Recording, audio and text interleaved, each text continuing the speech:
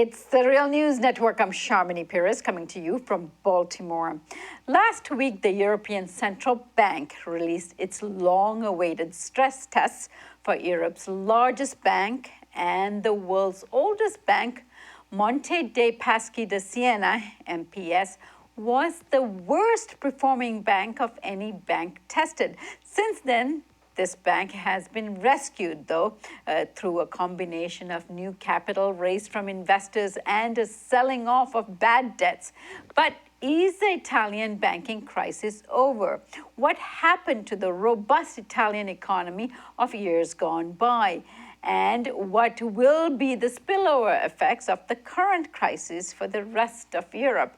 Joining me now to discuss all of this is Heiner Flassbeck. He is the director of Flassbeck Economics, a consultancy for global macroeconomic questions, and the editor of Macroeconomic, an internet magazine. He's also co-author of the book Against the Troika, Crisis and Austerity in the Eurozone, which he co-wrote with Kostas Lapavitsas.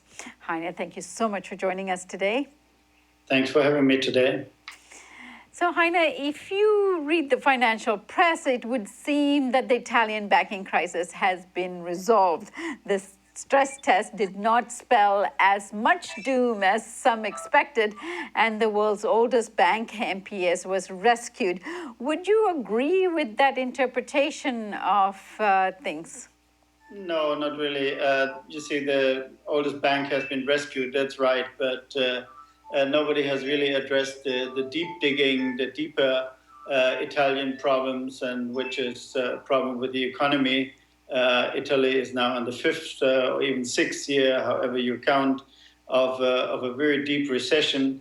And so far, it is quite normal that you have bad loans piling up in the bank accounts. That's absolutely natural. And this problem has not been settled. Yeah, they have found a solution, which is not even a systematic solution, because, meanwhile, they have agreed upon a so-called banking union in Europe, which produces a thing that is called bail-in, where the owners of a bank and the people, the depositors, so to say, the creditors of the bank should save a bank. But that has not been used in this case of Monte dei Paschi, because obviously for political reasons, it would have been too bad for the Prime Minister Renzi, because Monte dei Paschi is from his home region in Tuscany in Italy, and so they found another way.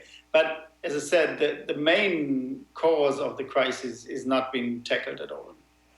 So let's look at how Italy got into this problem in the first place. In a recent article that you wrote, you suggest that a large part of the problem has to do with the European Union's policies that favor Germany's export orientation. What does that exactly mean, and how did Italy get into this situation?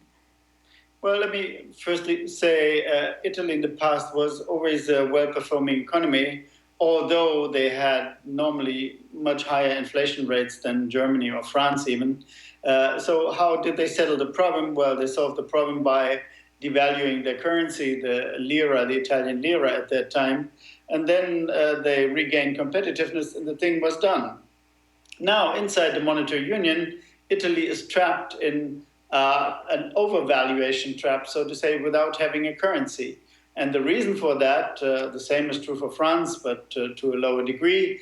But this is all, the reason for that is Germany's wage dumping.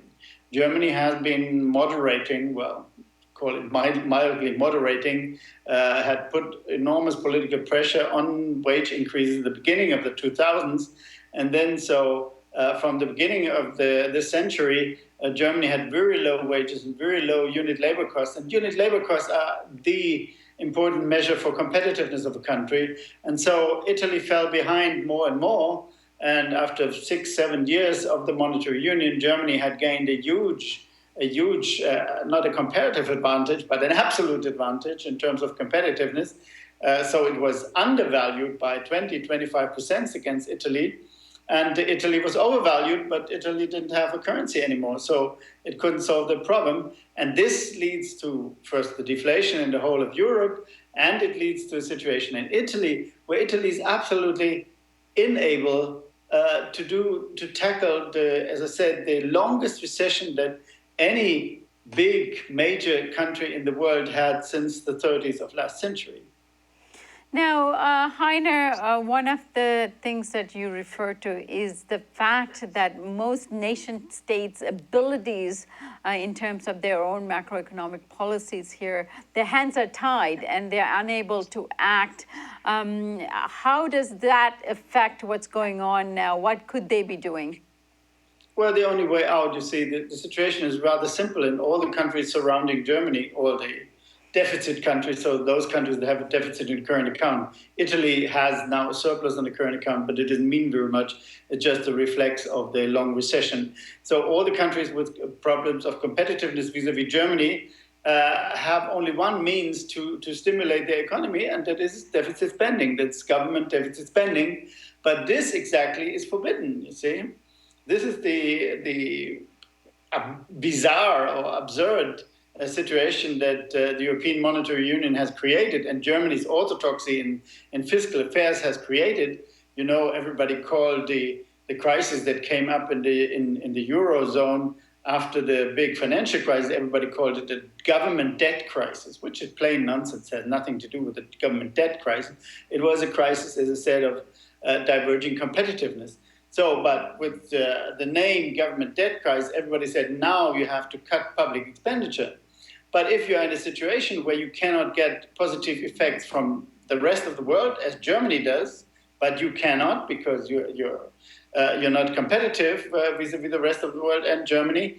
So, and you have to put pressure on your wages. So the wages in the country cannot increase. So your consumption will be flat, and investment will obviously be flat if consumption is flat. So what are you doing? So the only way, logically, just pure logic, the only way to stimulate such an economy is by deficit spending of the government. Do whatever you want. All the other things, structural reforms, is all ridiculous because it doesn't give an impulse. What you need is a certain momentum in the economy, and this momentum can only come from the demand side. It cannot come from the supply side. All this is just pure ideology. People who say you do structural reforms and then you grow. Nobody grows just by structural reforms, but only by stimulating demand side. And this exactly is not allowed. And now, this constraint in terms of having a deficit as a part of the EU. Now, Spain and Portugal recently, as I guess well as Greece, have gone into debt or created a deficit in these countries. And it was reported that El País, for example, initially reported that Germany has decided to force Spain and Portugal to pay a fine for violating the EU agreement, and then they retracted that position and decided not to do that, particularly given how unpopular the EU is becoming all over Europe, especially following the Brexit. So what do you make of this reverse decision, and do you think that will be how things will be for Italy, for example? Yeah, you see, you described it very well. You can only call it absurd theater. It's a kind of absurd theater that Europe plays with itself. The first round, the Eurogroup, so the ministers of finance decide that Spain and Portugal should be punished and should pay fees because their deficit are still too high. On the other hand, France's deficit is also too high, but nobody wanted to punish France for political reasons. Italy's deficit is still rather high, but nobody wanted to punish Italy. Italy should have gone through the new banking union regulation with Monte dei Paschi, as we discussed already, but it hasn't done for political reasons. So if you find a small country like Greece or, say, Cyprus or Spain or Portugal, then you can punish it, and then you punish it and you show that you are sticking to the rules of the game, which is really absurd. Then they retreated from that because obviously they got a warning from the still conservative majority in Spain, that they would have difficulties to form a new government, what they anyway have, but it would be more difficult to form a government if this process would go through. So they retreated all and said, no, we don't punish them. So it's absurd. You see, they have a contract which is called Stability and Growth Pact. This Stability and Growth Pact is beyond any macroeconomic logic because it just focuses on the government. It says, if you have a government deficit, you have to cut at any price. Nobody cares what the rest of the economy has. But we all know, and I've shown it in this article about Italy, we all know there are strong relationships between the saving of private households, the saving, what we have in most countries, of the company sector, and the government sector, the government deficit, and the current account. So you cannot cut one part out and say, you have to cut public deficit, whatever happens in the other sectors. It's just absurd. And so what does this all tell us about the strength of the European Union? And then, of course, the spillover effect this might have in other so-called troubled economies, especially Spain, Portugal, and Greece. Yeah, it's not only Southern Europe, it's even Eastern Europe. If you look at Eastern Europe, there's a lot of frustration with the whole European Union, with the European Monetary Union, because all these countries are blocked in one way or the other. Be they a member of the Monetary Union or not, they're all blocked. So the whole of Europe is in a stalemate, in a stagnative mode that does not change. Even Germany, that's even true for Germany. If you hear about growth figures in Germany, it's some statistics say something goes up, but if you look at the real hard facts like industrial production and so incoming orders, you see nothing. For 5 years, the German economy is stagnating. So, the result is that we have, and we discussed it formally in our last interview already, we have a move to the right everywhere. So people are frustrated with Europe.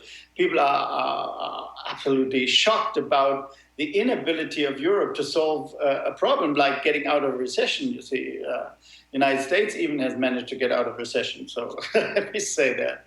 But Europe is not able to get out of recession. So it's really bad. It's really bad. And people intuitively recognize that this cannot go on. And intuitively, what they do, emotionally hit by this obviously wrong-guided European idea, they move to the right and they vote for nationalist parties. And so we're getting closer to the point of no return, where national parties really take over power in big countries, in Italy or France, and then the whole European idea is dead.